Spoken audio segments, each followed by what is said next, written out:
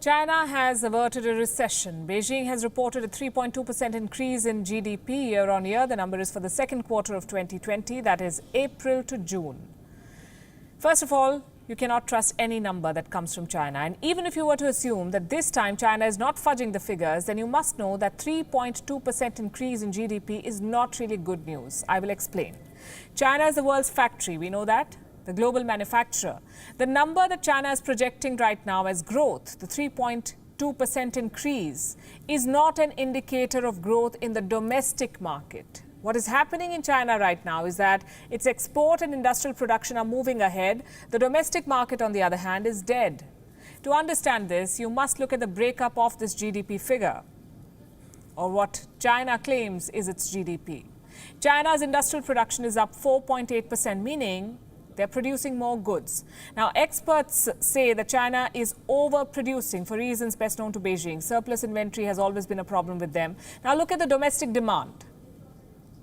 China's retail sales in the same period have fallen 1.8%. So at home, the Chinese are not buying. They may be producing, but they're not buying. This is despite all of Beijing's promotional measures. I told you earlier of how the government of China was handing out coupons to people so that they would buy goods and services. Well, that sales campaign has failed. They're not buying. A fall in retail also displays a lack of confidence. The Chinese are not confident. They don't want to spend money. For them, it's not yet business as usual. And do bear in mind that there have been massive job losses in China like everywhere else. So it's not surprising that people want to save the money they have.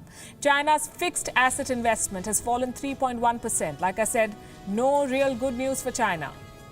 That China averted a recession was the least they could have done, having been the first country to overcome the homegrown virus.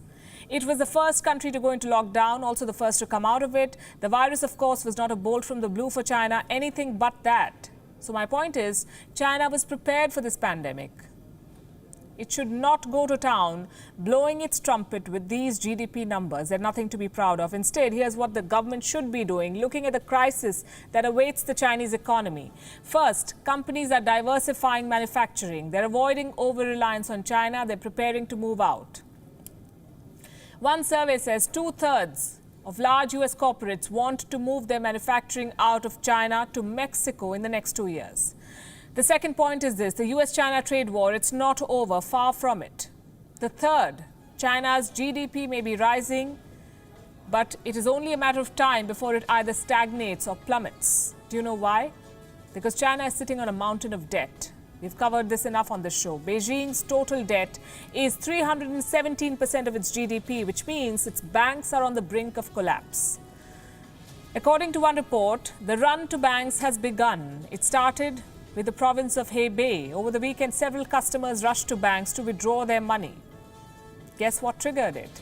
Hebei announced a program to limit large transactions. We've reported this too, a pilot project which will soon spread to other provinces.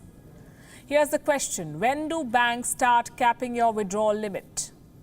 When they don't have enough cash.